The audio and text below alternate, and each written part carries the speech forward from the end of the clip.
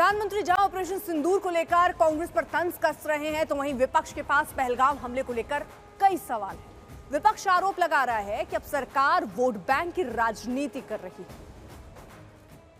Operation सिंदूर को लेकर पूरे देश में वोट बैंक की राजनीति प्रधानमंत्री जी कर रहे हैं। मेरा विनम्रता पूर्वक उनसे 2-3 सवाल है।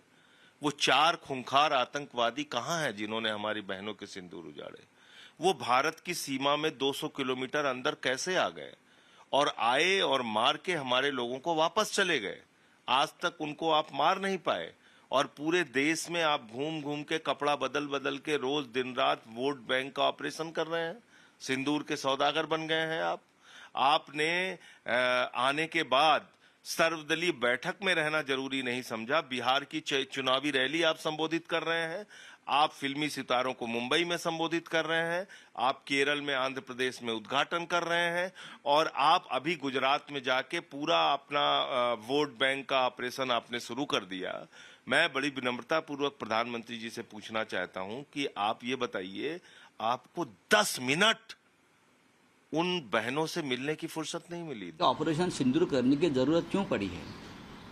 इसलिए कि पहलगांव में 26 हमारी माता भगिनी का सिंदूर उजाड़ दिया आतंकवादियों ने। उसके लिए जिम्मेदार देश के गृह मंत्री अमित शाह है और उसका प्रायश्चित लेने के लिए अमित शाह जी ने अपने पद से इस्तीफा देना चाहिए। ये मैं बार बार कहता हूँ।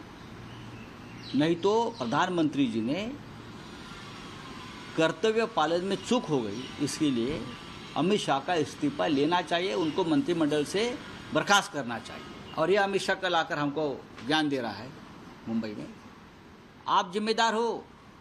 ऑपरेशन सिंदूर ने ये सिंदूर जो उजाड़ दिया हमारे महिलाओं का, कहाँ है वो आतंकवादी? क्या आपने गुजरात में छुपाया है? क्या दाहोद में छुपाया है? जब सेना ने अपना शौर्य और पराक्रम दिखा करके पाकिस्तान के अंदर घुस गई थी, तो आपने 1 मिनट के अंदर सब चीज़ों को रोक दिया। और रोकने से पहले कोई आपने वार्ता नहीं की, कोई बात नहीं हुई कि आपको हासिल क्या हुआ। पहलगाम के कातिलों को सज़ा देने के लिए हमने ऑपरेशन सिंदूर शुरू किया था। पहलगाम के कातिल कहाँ हैं? उन्हें ज़मीन निकल गई कि आसमान खा गया? कहाँ गए वो? हमारे पास गोला है, लेकिन गोले को जब दाग दिया, नूर खान बेस उड़ा दिया, का आतंकवादियों के ठिकाने उड़ा दिए, हमें पीओके पे झंडा फहराना था, आपने रोक दिया। तो इसकी जवाबदेही तो आप ही करेंगे, कोई दूसरा थोड़ी करेगा।